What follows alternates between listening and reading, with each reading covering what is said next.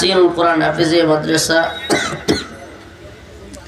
বালক বালিকা শাখার উদ্যোগে আয়োজিত আজকের এই ইসলামী মহাসম্মেলনের সম্মানিত উলামায়ে কেরাম, মুরব্বিয়ানে আযম, প্রিয় যুবক ভাইরা, স্নেহের ছোট ভাইরা, আল্লাহ রাব্বুল আলামিনের দরবারে অসংখ্য অগণিত শুকরিয়া যে মহান রব্বুল আলামিন আপনাকে আমাকে কোরআন সুন্নাহ থেকে কিছু কথা বলবার এবং শুনবার জন্য এত সুন্দর ব্যবস্থাপনা করে দিয়েছেন।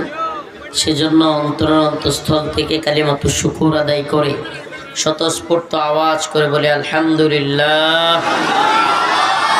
আর জোরে আওয়াজ করে বলে আলহামদুলিল্লাহ। জায়গার সংকীর্ণতার কারণে কিছু কষ্ট হচ্ছে, কিন্তু আমি বলবো এই ক্ষেত্রে একে অপরের প্রতি ইহসান করবেন। আর যারা দেখতেছেন তারপরেও অন্যদের প্রতি চিৎকার করে বসার কথা বলবেন না, কারণ এখানে বসার মতো পরিস্থিতি পরিবেশ কোনোটাই নাই। আমি আপনাদের সম্মুখে যে আয়াত কারীমা তিলাওয়াত করেছি, আয়াত কারীমার মধ্যে রব্বুল আলামিন বলেন, ফাইযা রাকিবু ফিল ফুলকি দা'আবুল্লাহ মুখলিসিনা লাহুদ্দিন ফালাম্মা নাজ্জাহুম মিনাল বার ইযা হুম ইউশরিকুন। আল্লাহ রাব্বুল আলামিন বলেন, সমুদ্রের মধ্যে যখন নৌকা হেলতে দুলতে থাকে, নৌকার যাত্রীরা যখন বুঝে নৌকা ডুবে যাওয়ার পরিস্থিতি, তখন দা'আবুল্লাহ মুখলিসিনা লাহুদ্দিন, তারা একেবারে একনিষ্ঠতার সাথে আল্লাহকে ডাকতে থাকে। একনিষ্ঠতার সাথে কি করে? আল্লাহকে ডাকে। আবারও বলতেছি, ফাইযা রাকিবু ফিল ফুলক দা'আবুল্লাহ মুখলিসিনা লাহুদ্দিন, যখন ঝড় আসে, তুফান আসে, নৌকার যাত্রীরা যখন বুঝে নৌকা কি হয়ে যাবে, ডুবে যাবে, তখন সবাই মিলে ইয়া নাফসি ইয়া নাফসি ইয়া নাফসি ইয়া নাফসি, আল্লাহ আমারে বাঁচাও, আমারে বাঁচাও, খুব একাগ্র চিত্তে ডাকতে থাকে। ফালাম্মা নাজ্জাহুম মিনাল বার ইযা হুম ইউশরিকুন, কিন্তু যখন বিপদ কেটে যায় তখনই নাফরমানি শুরু করে। এটা আমাদের মানুষদের মধ্যেও, মানে এটা তো আল্লাহ পাক একটা উদাহরণ দিয়েছেন। আল্লাহর ক্ষেত্রে এটা, আল্লাহর হক আদায়ের ক্ষেত্রে নাফরমানি, বান্দার ক্ষেত্রেও এরকম অনেক ঘটে যে আপনি একজনের হেল্প করবেন, সহযোগিতা করবেন, ইহসান করবেন, যখন বিপদে পড়বে তখন একবারে আপনার প্রয়োজনে পায়ে ধরবে, আইসা কত কিছু যে করবে, যখনই বিপদ থেকে উদ্ধার হয়ে যাবে আপনারা যেন আর চিনেই না। আছে না নাই? বিশেষ করে আমাদের গ্রামগঞ্জে আপনার যখন ঝড় তুফান হয়, বিশেষ করে অনেকেই টিনের ঘর থাকলে ঝড়ে যখন ধাক্কা মারে কিংবা বাতাসে প্রচুর বেগে আঘাত করে, তখন দেখবেন লা ইলাহা ইল্লা আনতা সুবহানাকা ইন্নী কুনতু মিনাজ জালিমিন, লা ইলাহা ইল্লা আনতা। পরে কিন্তু পরে কি পড়ে না, যে যখনই এই বৃষ্টি থাইমা যায় সিগারেট একটা ধরায়। আল্লাহ পাক এটা একটা জ্বলন্ত উদাহরণ আর কি, যে আল্লাহ পাক বুঝাইতে চাইলেন যে বান্দা তুমি যখন বিপদে পড়ো ইয়া নাফসি করো, সেদিন কি হবে? সেদিন কি হবে? যেদিন হাশরের ময়দানে রাসূলুল্লাহ সাল্লাল্লাহু আলাইহি ওয়াসাল্লাম বলেন, मैदान महशर में नबी ने फरमाया जब जहन्नम आएगी और एक चीख मारेगी, জাহান্নামের উপস্থিতি হাশরের ময়দানে প্রথম যখন জাহান্নাম আসবে, হাদিসের মধ্যে আসছে এমন এক আওয়াজ, বিকট এক আওয়াজ দিবে, বিকট ভয়ঙ্কর এক আওয়াজ। मैदान महशर में नबी ने फरमाया जब जहन्नम आएगी और एक चीख मारेगी, এমন কঠিন আওয়াজ দিবে, ওই আওয়াজের পরে মানুষজন চিৎকার করে করে বলতে থাকবে, ইয়া রব নফসি নফসি, ইয়া আল্লাহ আমারে বাঁচাও, আমারে বাঁচাও, ইয়া আল্লাহ আমারে বাঁচাও, ইয়া আল্লাহ मेरी जान, या अल्लाह अब्बा नहीं, भाई नहीं, बीवी नहीं, बच्चे नहीं, अल्लाह আমার ভাইয়ের দরকার নাই, আমার মার দরকার নাই, আমার বোনের দরকার নাই, আমার স্ত্রীর দরকার নাই। আল্লাহ এই ভয়ঙ্কর জাহান্নাম থেকে তুমি আমারে বাঁচাও। এটা শুধু সাধারণ মানুষ না, হাদিসের মধ্যে আসছে ওই কঠিন জাহান্নামের ভয়ে শুধু সাধারণ মানুষ না, অলি আউলিয়া গাউস কুতুব পীর মাশায়েখ তারা পর্যন্ত। হাদিসের মধ্যে আসছে, আমি যদি দেখাইতে পারতাম, একবারে দাঁড়ানো থেকে মানুষগুলো জাহান্নাম যখন এক বিকট আওয়াজ চিৎকার মেরে ভয়ঙ্করভাবে চিৎকার মারবে, মানুষগুলো হাঁটু গাইরা দিয়া ঠাস করে বসে যাবে। একবার হাঁটু গাইরে, আপনি কি আমার ধরনটা বুঝতে পারছেন? মানে একবারে দাঁড়ানো থেকে ঠাস করে এই যে হাঁটুগুলো এইভাবে দিয়ে এইভাবে দাঁড়ায় বলবে, ইয়া রব নফসি নফসি, ইয়া আল্লাহ মেরি জান, আল্লাহ আমারে বাঁচাও, আল্লাহ আমারে বাঁচাও। এটা তো বললাম সাধারণ মানুষ কিংবা ওলি পীর মাশায়েখ। হাদিসের মধ্যে আসছে শুধু পীর মাশায়েখ আর সাধারণ মানুষ নয়, সাহাবা তাবেঈ তাবে তাবেঈ এরা পর্যন্ত ইয়া আল্লাহ নফসি নফসি, আল্লাহ আমারে বাঁচাও, আমারে বাঁচাও। আম্বিয়া আলাইহিস সালাম, আদম আলাইহিস সালাম নফসি নফসি, ইব্রাহিম আলাইহিস সালাম নফসি নফসি, নূহ আলাইহিস সালাম নফসি নফসি, ইয়া রব মেরি জান, আল্লাহ আমারে বাঁচাও, আমারে বাঁচাও। প্রত্যেক নবী ঈসা, দাউদ, লূত, শেষ, ইসহাক, ইলিয়াস, ইউনুস, মুসা, ঈসা, প্রত্যেক আম্বিয়া আলাইহিস সালাম বলতে থাকবে ইয়া রব নফসি নফসি। হঠাৎ করে হাসরের ময়দানের এক কোণ থেকে আওয়াজ আসবে, পুরো ময়দান যখন নফসি নফসি আওয়াজে প্রকম্পিত, সবাই পেরেশান হয়রান, হায় হায় আমার কি হবে, আমার কি হবে। এমন সময় একটা আওয়াজ আসবে, ইয়া রব উম্মতি উম্মতি উম্মতি, হে আল্লাহ, হে আল্লাহ আমার উম্মতকে বাঁচাও, হে আল্লাহ আমার উম্মতকে বাঁচাও, হে আল্লাহ আমার উম্মতকে বাঁচাও। সবাই পেরেশান হয়ে যাবে, হায় হায় এ কেমন লোক যে জাহান্নামের ভয়ে নবী আলাইহিস সালামরা পর্যন্ত নফসি নফসি করতেছে। সাহাবী তাবেঈ সবাই নিজেরে বাঁচানোর জন্য ফরিয়াদ করতেছে। এ কোন লোক যে উম্মতি উম্মতি বলতেছে? সবাই তাকায় দেখবে এ তো মুহাম্মাদুর রাসূলুল্লাহ। ও মুহাম্মদ আরবি সাল্লাল্লাহু আলাইহি ওয়াসাল্লামের উম্মতেরা, ও মুহাম্মদ আরবি সাল্লাল্লাহু আলাইহি ওয়াসাল্লামের উম্মতেরা, কিশোরগঞ্জের মুসলমান, আজকে হিন্দুত্ববাদী এই ব্রাহ্মণ্যবাদী তাগুতি শক্তি আমাদের বাংলাদেশে এক অস্থিতিশীল পরিস্থিতি তৈরি করে ব্যর্থ হয়ে এরা আমাদের নবী আলাইহিস সালামকে নিয়ে কটূক্তি করা, কোরআন পোড়ানো, বিভিন্ন ধরনের প্রোপাগান্ডা তৈরি করতে চাচ্ছে। এরা প্রথমত চেয়েছিল আমাদের সাইফুল ইসলাম আলিফ ভাইকে হত্যা করে মুসলমানদেরকে উস্কানি দিবে, উস্কানি দিয়ে মুসলমানরাও হিন্দুদেরকে মারবে, আর তারাও প্রশাসন তাদের হিন্দুত্ববাদী সেনাবাহিনী নিয়ে মুসলমানদেরকে আক্রমণ করবে। সুবহানাল্লাহ, কি সুন্দর তাদের প্ল্যান। আল্লাহ পাক বলে ওয়ামাকারু ওয়ামাকারাল্লাহ ওয়াল্লাহু খায়রুল মাকিরিন। তোদের ষড়যন্ত্র করতে পারে, হিন্দুত্ববাদী মোদি সরকার ষড়যন্ত্র করতে পারে, কিন্তু আল্লাহ হলেন উত্তম পরিকল্পনাকারী। এরা বিভিন্ন সময়ে উস্কানি দিবে, নাউজুবিল্লাহ। আমি তো বলি এত ফেসবুকের প্রচারণার দরকার নাই। কোনোটা যদি বুঝেন কোনো হিন্দু বাংলাদেশের পরিস্থিতিকে অস্থিতিশীল করতে চায়, ষড়যন্ত্র করে প্ল্যান করে রাসূলুল্লাহ সাল্লাল্লাহু আলাইহি সাল্লামকে নিয়ে কটূক্তি করে, এত ফেসবুকে প্রচারণা নাই, অমুককে তমুককে জানানো নাই, 2-3 জনে গিয়ে ওরা সাইজ করে ছেড়ে দিবে।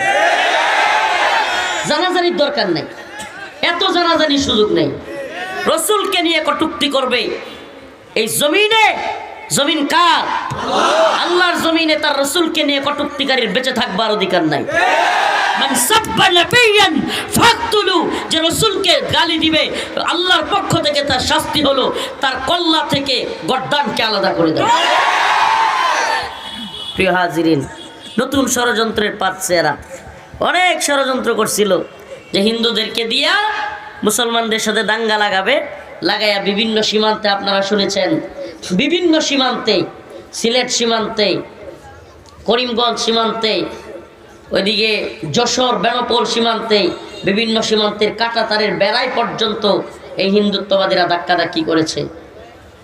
এই হিন্দুত্ববাদীরা চট্টগ্রামে আমার ভাই সাইফুল ইসলাম আলিফকে কুপিয়ে কল্পনা করা যায় এটা মুসলিম দেশে আদালত চত্বরে প্রকাশ্য দিবালোকে দিনে দুপুরে একটা মানুষকে তারা কুপায়া হত্যা করে দিচ্ছে। আপনি কল্পনা করতে পারেন? অথচ এরা আমাদেরকে জঙ্গিবাদী মৌলবাদী বলে। আচ্ছা বলেন, এর চাইতে বড় সন্ত্রাসী আর কেউ আছে? এর চাইতে বড় সন্ত্রাসী আর কেউ আছে? কত বড় সন্ত্রাস এরা। এই জন্য বলি, আমাদের আওয়াজ, আমাদের কথা, আমাদের কনসেপ্ট কোরআন সুন্নাহর কনসেপ্ট হবে, ব্যক্তিগত কোনো খায়াসাত পূরণের জন্য নয়। আল্লাহ পাকের কথা সেটাই আমাদের কথা, সুন্নাহর কথা সেটাই আমাদের কথা। সেটা কি? আমাদের উপর যদি তোমরা জুলুম করো, উদিনালিল্লাযীনা ইয়াকাতালুনা বিআন্নাহুম যুলিমু, আল্লাহ বলেছেন তোমাদেরকে অনুমতি দেওয়া হয়েছে যদি কেউ তোমাদের উপর জুলুম করে তোমরা সেটাকে প্রতিহত করবে। কি করবে? সুবহানাল্লাহ। আল্লাহ পাক আরেক আয়াতে বলেছেন, কুতিবা আলাইকুমুল কিতাল ওয়া হুয়া কুরহুল লাকুম আসা আন তাকরাহু শাই ওয়া হুয়া খায়রুল লাকুম ওয়া আসা আন তুহিব্বু শাই ওয়া হুয়া শাররুল লাকুম। আল্লাহ বলছেন কুতিবা আলাইকুমুল কিতাল, তোমাদের উপর কিতালকে ফরজ করা হয়েছে। কি কে? কিতালকে, যুদ্ধকে। সুবহানাল্লাহ। মুসলমানের উপর যুদ্ধ কি? ইসলামের জন্য, দ্বীনের জন্য যুদ্ধ করা কি? ফরজ। ওয়া হুয়া কুরহুল লাকুম, আল্লাহ নিজে জানতো এটা, যদিও তোমরা সেটা কি অপছন্দ করবে। আসা আন তাকরাহু শাই, এমন অনেক কিছু আছে যেটা তোমরা অপছন্দ করো। ওয়া হুয়া খায়রুল লাকুম, কিন্তু এটার মধ্যে কল্যাণ আছে। সুবহানাল্লাহ। কি আছে? কল্যাণ আছে। তো এরা যখন আগারতলায় সীমান্ত ভাঙতে চাইতেছিল, আগারতলায় দূতাবাস পোড়াইয়া দিছে, তখন আমাদের দেশে কেউ কেউ পোস্ট করতেছিল যে ঠিক আছে সীমান্তটা একটু কিছুক্ষণের জন্য খুলে দিয়া পরে আবার লাগাইয়া দিয়ে, আগারতলার কাছেই তো ব্রাহ্মণবাড়িয়া, পরে তারাই দেখবে না। সুবহানাল্লাহ। প্রিয় মুসলিম উম্মার যুব সমাজ, তোমাদেরকে বলি, আল্লাহ পাক আমাদেরকে হাসিনার জুলুম থেকে মুক্তি দিয়েছেন। তাইলে কি আমরা নাফরমান হয়ে যাব? আল্লাহ পাক কোরআনে বলছেন, যহারাল ফাসাদু ফিল বাররি ওয়াল বাহর বিমা কাসাবাত আইদিন নাস। তোমরা জলে স্থলে যত ধরনের ঝামেলা ফিতনা এগুলো দেখো, এগুলো তোমার আমার হাতের কামাই। কিসের কামাই? হাতের কামাই। হাসিনার মতো জালেম আমাদের উপরে আল্লাহ কেন চাপাইয়া দিছিলেন? কারণ আমরাও নিজেদের উপর জুলুম করেছিলাম। সেই জুলুমের নাম কি? সামসামি। জুলুমের নাম কি? না, জুলুমের নাম কি? হাই রে সামসামি। ওবায়দুল কাদের এইটা সেটা সবটি মিল্লা হাসিনার সামসামি করে। এরপরে জেলা পর্যায়ের নেতারা কাদের সামসামি করে, জেলা পর্যায়ের নেতার সামসামি করে থানা পর্যায়ের নেতারা, থানা পর্যায়ের নেতার সামসামি করে ইউনিয়ন পর্যায়ের সামসারা। সামসামির এক বাজার। জি আপা, হেলো আপা, ঠিক আছে আপা, হ্যাঁ আপা, হ্যাঁ আস্তে আস্তে। এটা চামচামির বাজার জমছিল না? সাংবাদিক চামচা, উকিল চামচা, ব্যারিস্টার চামচা, বক্তা চামচা, মুফতি চামচা, শাইখুল হাদিস চামচা, এত চামচা হয়েছিল বাংলাদেশে যে হাসিনা যা কয় তাই।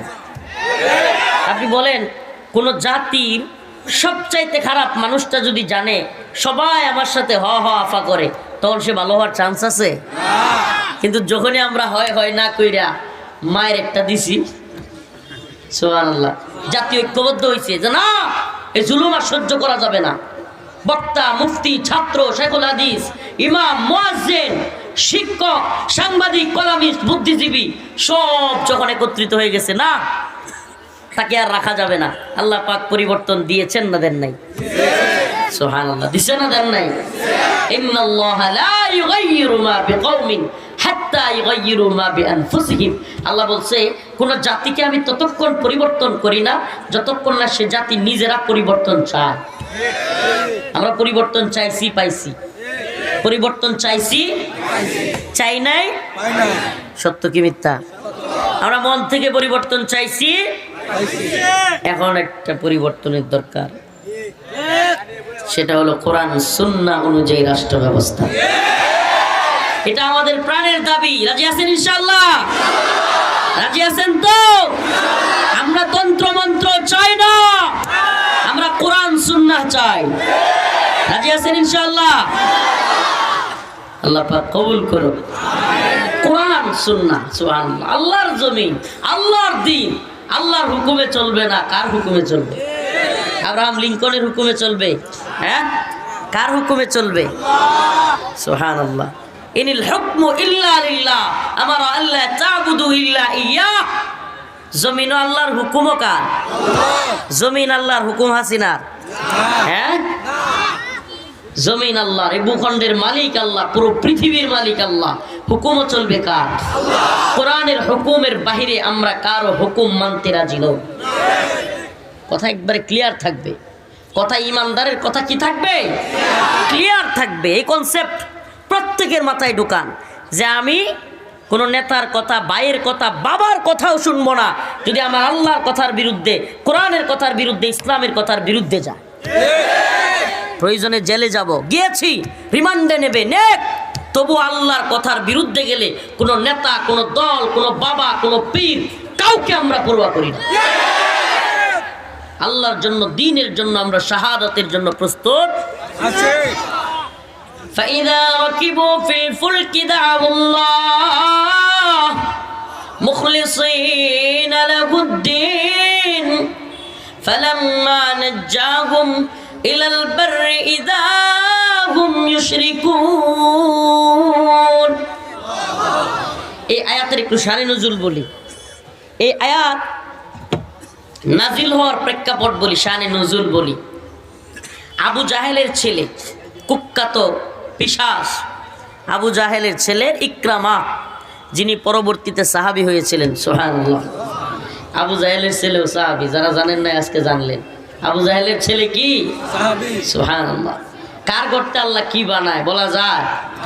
অথচ এই আবু জাহেলকে যখন মারা হয়, মুআজ এবং মুআজ রাদিয়াল্লাহু আনহু যখন তাকে হত্যা করে, যদিও ঘটনা বিস্তারিত বলার সুযোগ নেই, শুধু এতটুকু বলি, তারা শুধু শুনতো, দেখেন সুবহানাল্লাহ রসুলের প্রতি ভালোবাসাটা কি। তারা শুধু শুনতো যে রসুল রে গালি দেয় আবু জাহেল, কটূক্তি করে, মার কাছে গল্প শুনছে ছোটবেলায়, ছোট্ট বাচ্চা 10-11 বছর বয়স, মার কাছে কি শুনছে? গল্প শুনছে, রসুল রে নিয়ে কটূক্তি করে। খেপে গেছে গা, কই মা তাইলে আমরা আবু জাহেল রে মাইরালাম। সুবহানাল্লাহ। আল্লাহ রসুল রে কটূক্তি করে, ওরে আমরা বাচ্চায় রাখুন না। এই 10-11 বছরের পোলা বানার কতটুক। এখন এগরে তো যুদ্ধে নিব না রসুল, এরাও গিয়া লাইনে দাঁড়াইছে। এখন দুইটারে পিচ্ছি পিচ্ছি দেখে রসুল কয় এদেরকে সরাও। এরা কি করছে জানেন? পায়ের উপরে পা তুইলে বর করে দাঁড়ায়, কয় আমরা বড় হুজুর। সুবহানাল্লাহ, সুবহানাল্লাহ কর। এখন রাসূল সাল্লাল্লাহু আলাইহি সাল্লাম বলছে না, তোমাদেরকে নেওয়া যাবে না। তখন দুইজনে মিলে প্ল্যান করছে, হুজুর আমরা অনেক শক্তিশালী। তখন রাসূল সাল্লাল্লাহু আলাইহি সাল্লাম বলছে ঠিক আছে, বড় জনকে নিয়ে নাও, বড় জনকে কি করো, ছোট জনকে রেখে দাও। তারা রাজি না। দুইজনে মিল্লা ছোটরা কইতেছে, কয়া রাসূলুল্লাহ আপনি বড় জনরে নিবেন, আমি তো হেরে কুস্তি ধরে হারায় দিই। সুবহানাল্লাহ। কি কয়? আমি তো হেরে কুস্তি ধরে হারায় দিই। রসুলের প্রতি ভালোবাসা, ওই যে খেপছে কিনলে গিয়া মার কাছে গল্প শুনছে। আবু জাহেল কি করে? রসুলরে মারবে, রসুলরে গালি দেয়। এখন দুইজনে মিললে কুস্তি ধরছে।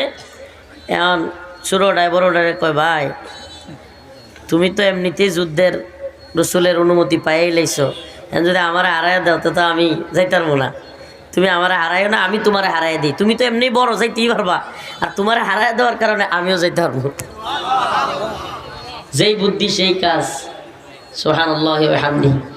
এবার দুইজনকে রাসূলুল্লাহ সাল্লাল্লাহু আলাইহি সাল্লাম জিহাদের ময়দানে নিয়ে গেলেন।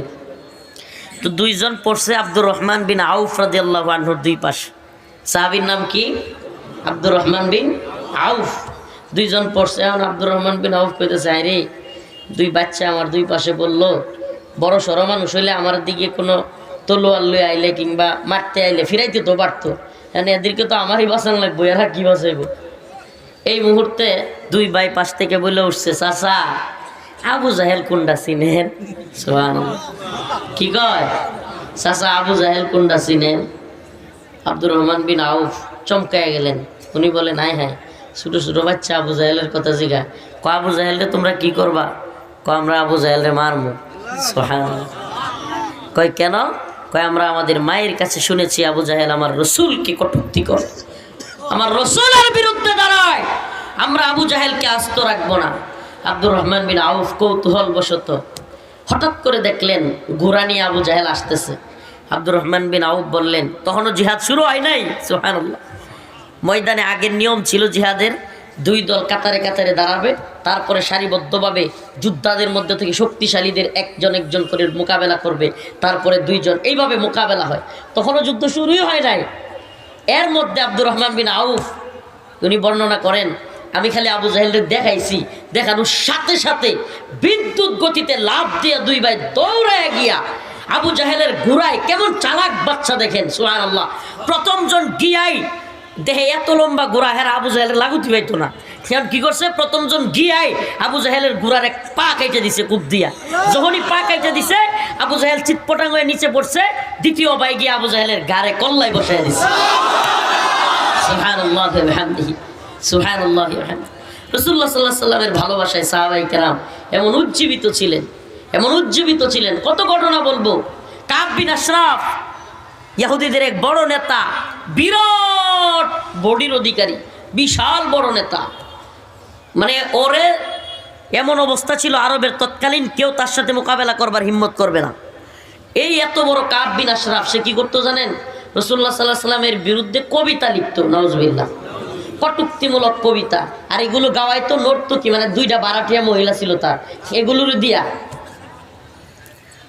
আল্লাহ রাসূল সাল্লাল্লাহু আলাইহি ওয়াসাল্লাম একদিন সব সাহাবায়ে কেরামকে ডাকলেন, ডেকে বললেন, তোমাদের মধ্যে কে আছে, তোমাদের মধ্যে কে আছে যে কাব বিন আশরাফকে হত্যা করবে?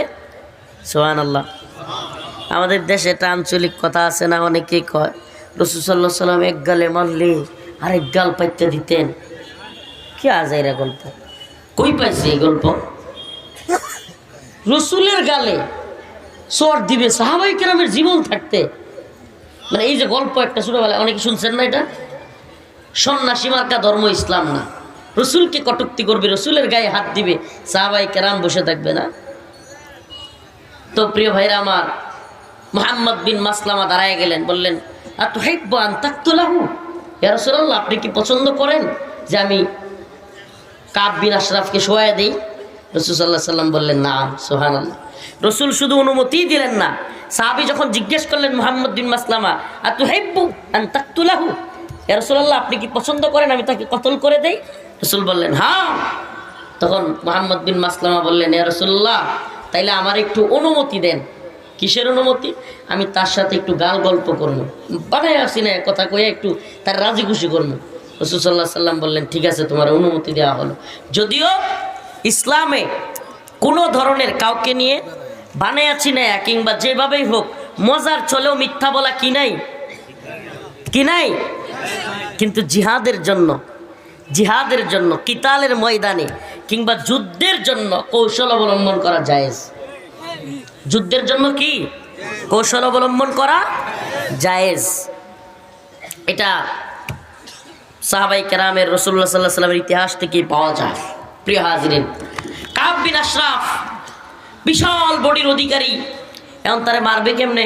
মুহাম্মদ বিন মাসলামা চিন্তা করলেন, এর তো সহজে মারা যাইব না, বুদ্ধি করে মারতে হইব। গেলেন তার কাছে, যায়া বললেন, কাব, তুমি ঠিকই কইছিলা। কয় কি? কয় আমরা তো মুহাম্মদ রে নিয়ে আসি খুব বিপদে। নাউজুবিল্লাহ, সাল্লাল্লাহু আলাইহি সাল্লাম। ওই যে কইই তো আইছে রসুল রে, রাসূল সাল্লাল্লাহু আলাইহি সাল্লাম রে বইলা আইছে না যে আমরা একটু বানাইছি না কথা কমু। কই কি সে?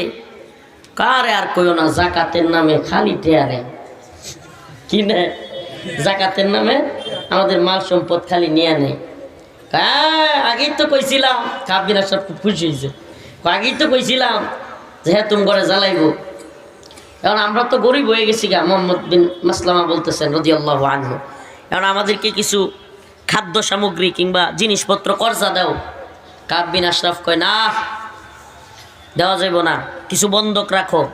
কয় কি বন্ধক রাখবো? কয় তোমার বউরে দিয়া দাও বন্ধক। কয় বেটা, তোমার যে বডি আমার বউরে দেওয়া যাইব না।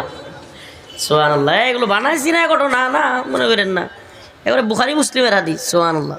কাব বিন আশরাফকে রাসূলুল্লাহ সাল্লাল্লাহু আলাইহি সাল্লাম হত্যা করবার জন্য পাঠাইলেন। আর মুহাম্মদ বিন মাসলামা, সুবহানাল্লাহ, মানে সাহাবায়ে কেরামের ঘটনাগুলো পড়লে আজীব লাগে। এরা রসুলকে কি পরিমাণে ভালোবাসতেন, মানে যেমনি হোক তার মাথায় খালি একটাই ঢুকছে যে রসুল রে খালি দেশ তোরে ছাড়বে না। সুবহানাল্লাহ। অথচ আমাদের অবস্থা কি? হ্যাঁ, একটু পরে বলতেছি। মুহাম্মদ বিন মাসলামা তারে খুব দিলেন। এমন কয় যে কিছু খাদ্য সামগ্রী লাগবে। কয় ঠিক আছে, তুমি কিছু না কিছু বন্ধক তো রাখতে হবে। কয় আমার ডাল তলোয়ার এগুলো বন্ধক রাখলাম।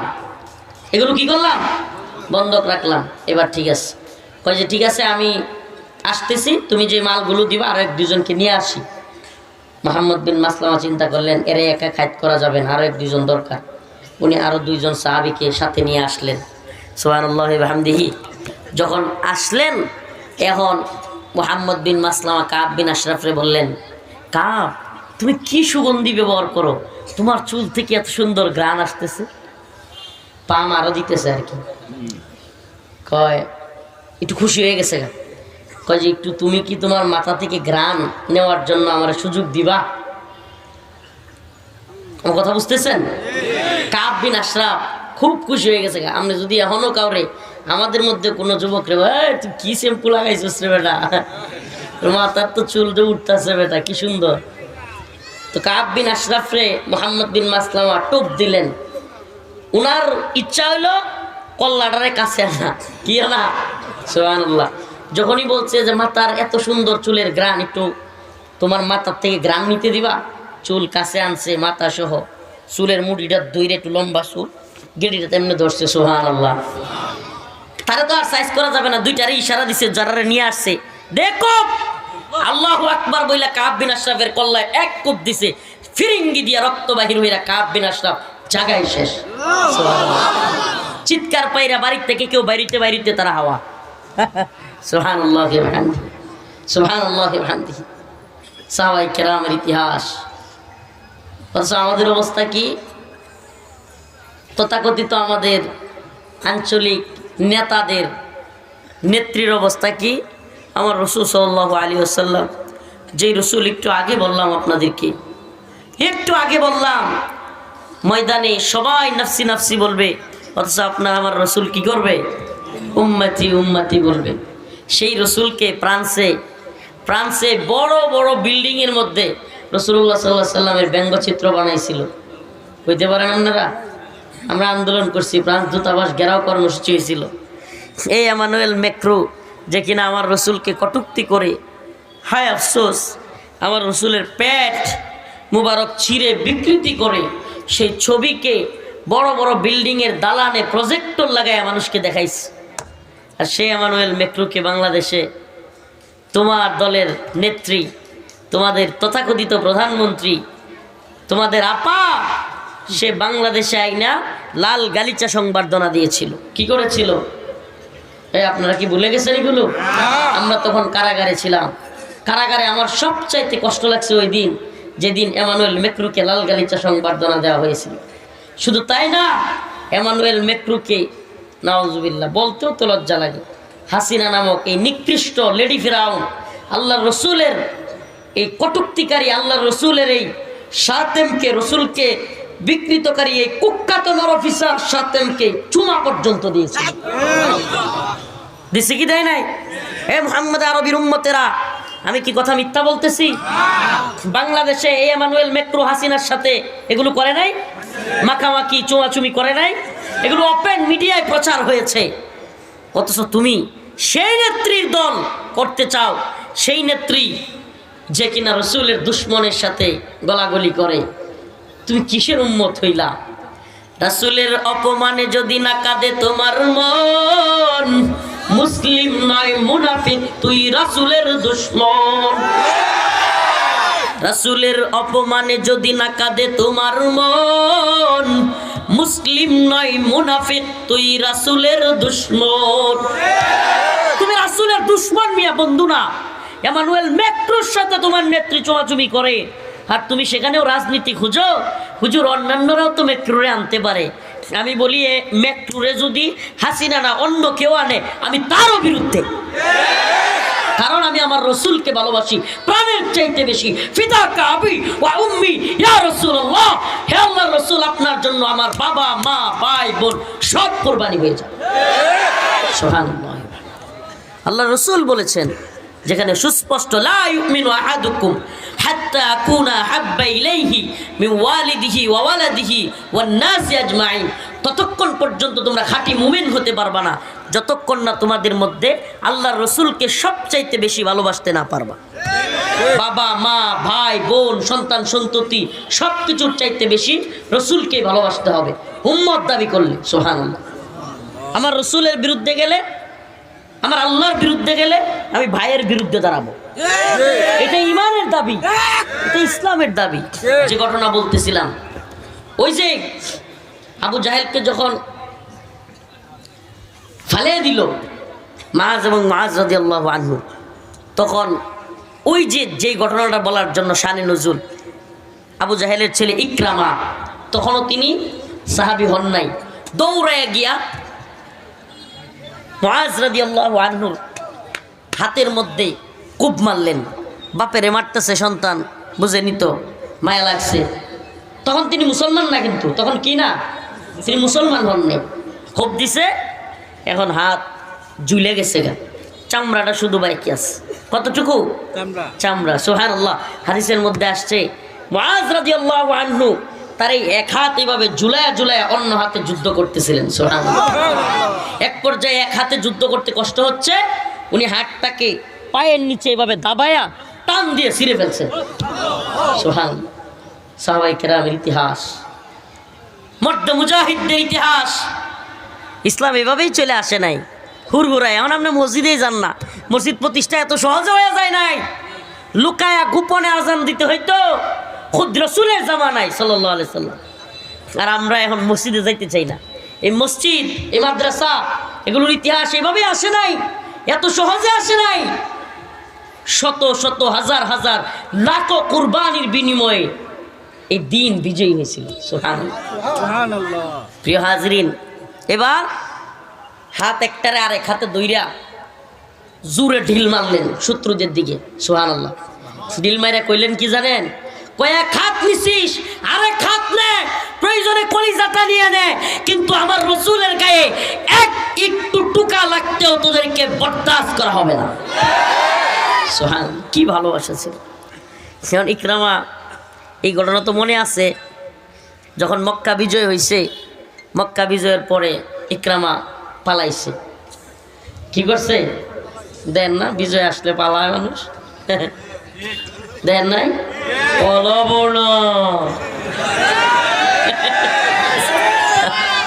আল্লাহ কয়, এ তুই কতটুকু দাম্বি, তুই আর কতটুকু অহংকারী, তোর চাইতে কত বড় বড় অহংকারী ফিরআউন নমরুদকে আমি চাই সাইজ করে দিছি। সুবহানাল্লাহ। আর তুইও পালাবি না বেটা, এখন এর খবরই নাই কোথায় আছে, বাচ্চা যেন মরে গেছে গা। মানুষ মাঝে মাঝে ফেসবুকে লেখে আমরা বিনোদন মিস করতেছি। যাক, আমি আর ওইদিকে ডায়লগ বলা উদ্দেশ্য ছিল না, মনে আইছে বলে ফেললাম আর কি। না না, আমার উদ্দেশ্য ওইটা না, কিন্তু দাম্ভিক অহংকারীদের পতন আল্লাহ পাক কিভাবে দেয়। সুবহানাল্লাহ। এর চাইতে উজ্জ্বল নমুনা আর কিছু হইতে পারে? অহংকার করা যাবে না, কারোর উপর জুলুম করা যাবে না। এটা একটা বাস্তব নমুনা যে আল্লাহ পাক অহংকারীদের কি পতন আল্লাহ দেখেন। আল্লাহ নিজে বলছেন, ফালা তাহসাবান্নাল্লাহা গাফিলান আম্মা ইয়ামালুয যালিমুন ইন্নামা ইউআখিরুহুম লিয়াউমিন তাশখাসু ফীহিল আবসার মুহতিঈনা মুকনিঈ রুউসিহিম লা ইয়ারতাদ্দু ইলাইহিম তারফুহুম ওয়া আফিদাতুহুম হাওয়া। আল্লাহ বলেন, হে জালিমের দল, হে হাসিনা, হে কাদের, হে মোদি। আল্লাহ তো এইগুলো বইলা বইলা বলে নাই, কিন্তু আল্লাহ পাক জালিমদেরকে নাম ধরে ধরে ফিরআউন নমরুদ বলে বলে বলেছেন, ও জালিমের দল, আমাকে গাফেল মনে করিস না, আমি তোদেরকে একটু সময় দেই, ছাড় দেই, কিন্তু ছেড়ে দেই না, ছেড়ে দেই না। আমি যেদিন দৌড়ি পালাবার পথ থাকে না। কই যাবি দিক বেদিক, হায় হায় 2 ঘন্টা আগেও জানে না উড়াল দিতে হইব। সুবহানাল্লাহ। এর চাইতে, সুবহানাল্লাহ, এর চাইতে বড় শিক্ষা আর কি হইতে পারে? 2 ঘন্টা আগেও জানে না কি করতে হইব। 2 ঘন্টা আগের প্রধানমন্ত্রী 2 ঘন্টা পরে পালান লাগবো, জানে না। আরেক স্বৈরাচারের ঘটনা শুনছিলাম, মারা গেছে এই জন্য বলতে চাই না। এটা গোয়েন্দা নিউজের মাধ্যমে জানছিলাম যে পুলিশের প্রধানকে ফোন দিছে তার দুঃসময়ে, ফোন দিয়া নিজে রাষ্ট্রপ্রধান নিজে বাংলাদেশের ফোন দিছে পুলিশ প্রধানকে। কারে? পিএসএ দইরা কয় স্যার একটু ব্যস্ত আছে। পুলিশ প্রধান রাষ্ট্রপ্রধানের ফোনে কি কয়? পিএসএ কয় কি আছে, ব্যস্ত আছে। হ্যাঁ বুঝ হয়ে গেছে গাছে আমার কথা আর উনতো না, হ্যাঁ দেওয়াল ডিঙ্গে বালাইছি। যাই হোক, পরে ভয়ে উল্টাপাল্টা কথা কয়েকদিন পর পর কইতো। তা আল্লাহ তাআলা সবগুলোরই সাইজ করে দেয়। যেই জুলুম করে আল্লাহ পাক কি করে? সাইজ করে দেয়। সুবহানাল্লাহি ওয়া বিহামদিহি। তাইলে বুঝেন আল্লাহ পাক প্রত্যেককে পাকড়াও করে। যে কথা বলতেছিলাম, তো ইকরামা সে ভয়ে পালায় যাইতেছিল ইথিওপিয়ায়। কোথায়? ইথিওপিয়ায় পালানোর চেষ্টা করতেছে জাহাজে। এই আয়াত শানে নজুল, ফাইদা রাকিবু ফিল ফুলক দাউল্লাহ মুখলিসিনা লাহুদ্দিন ফালাম্মা নাজ্জাহুম ইলাল বার ইযা হুম ইশরিকুন। আল্লাহ যে বলছেন ফাইদা রাকিবু ফিল ফুলকি দাউল্লাহ মুখলিসিনা লাহুদ্দিন ফালাম্মা নাজ্জাহুম ইলাল বার ইযা হুম ইশরিকুন। এটা হলো ইকরামার ঘটনা থেকে আল্লাহ পাক এই আয়াত নাজিল করেন। সেটা কি? ইকরামা যখন দেখলো সর্বনাশ, এখন তো মুসলমানরা বিজয় হয়ে গেছে গা, মক্কা বিজয় হয়ে গেছে, এখন যেই মক্কা থেকে তাদের ঘর বাড়ি ছাড়া করছি আমরা, তাদেরকে মারছি, জোর কইরা তাদের মহিলাদেরকে বিভিন্ন খারাপ কাজ করছি, এখন এরা তো মক্কা বিজয় করতেছে, আমাদের একজনকেও ছাড়বে না। কি করবে না? উপায় নাই, আমাদের পালানোর চেষ্টা করতেছে। ইথিওপিয়া যখন পালিয়ে যাবে, জাহাজে উঠছে, বিরাট বড় এক ঘূর্ণিঝড় আসছে আর ঝাঁকুনি শুরু হয়ে গেছে। এমন পর্যায়ে জাহাজের পাইলট সবাইকে বলতেছে, আজকের এই দুর্দিনে আল্লাহ ছাড়া আমাদেরকে কেউ বাঁচাতে পারবে না। জাহাজের পাইলট কি বলতেছে? আজকের এই দুর্দিনে আল্লাহ ছাড়া আমাদেরকে কেউ বাঁচাইতে পারবে না। সবাই একেবারে ভয়ে কাতরাইতেছে। এমন পর্যায়ে ইকরামা চিৎকার দিয়ে বলে, ও পাইলট, এই জাহাজের মধ্যে সমুদ্রে যদি, পানির মধ্যে যদি এক আল্লাহ বাঁচাইতে পারে বিপদে, আমি সাক্ষ্য দিচ্ছি জমিনের মধ্যেও এক আল্লাহ বাঁচাইতে পারে। আমি যদি আজকে বাড়িতে ফিরতে পারি, এখানেই মারা না যায়, আমি কথা দিচ্ছি আমার যাই হয়ে যাক, আমি মুহাম্মদুর রাসূলুল্লাহর কাছে হাতে হাত রেখে কালিমা পড়ে মুসলমান হয়ে যাব। সুবহানাল্লাহ। সে বিপদে পড়ছে, আল্লাহকে চিনছে, আল্লাহকে চিনা ইতিহাস। সুবহানাল্লাহ। সেই ইথিওপিয়া সফর ব্রেক করে মুহাম্মদ আরবি সাল্লাল্লাহু আলাইহি সাল্লামের কাছে এসে আবু জাহেলের ছেলে ইকরামা মুসলমান হয়ে গেছে। সুবহানাল্লাহ। অথচ আমাদের অবস্থা কি? আমরা যখন মুসিবতে পড়ি, হুজুর নামেন, একটু রাজপথে নামেন, হুজুর হাসিনার পিটানি খাইতেছি, আলেমরা নামে। কিন্তু যখনই উদ্ধার হয়ে যায়, আলেমদেরকে চিনেই না, হুজুরদেরকে। আমরা তো বলি বাংলাদেশে সবচাইতে বেশি হাসিনা সরকারের আমলে নির্যাতিতদের মধ্যে অন্যতম হলো আলেমরা। কি পরিমাণে জুলুমের শিকার হয়েছে আমরা কল্পনা করা যায়। হাসিনা সরকার একের পর এক কত বড় বড় আলেমদেরকে, বরেণ্য আলেম, দেশের শীর্ষস্থানীয় আলেমদেরকে জেলখানায় নিয়েছে, ফাঁসিতে ঝুলিয়েছে, জেলখানা থেকে মৃত বাহির করতে হয়েছে। আলেমদেরকে নর্তকীদের সাথে, আলেমদের জুব্বা খুলে, লুঙ্গি খুলে নর্তকীদেরকে দিয়ে জড়িয়ে ধরা হয়েছে, ছবি তোলা হয়েছে, আলেমদের যৌনাঙ্গে পর্যন্ত চাপ দেওয়া হয়েছে, আলেমদেরকে আঘাত করা হয়েছে। কি করে নাই? কেন কথাগুলো বললাম প্রিয় হাজিরিন? কথাগুলো এই জন্য বললাম, জালেমদের থেকে শিক্ষা নেও। আজকের আলোচনার সবক কি?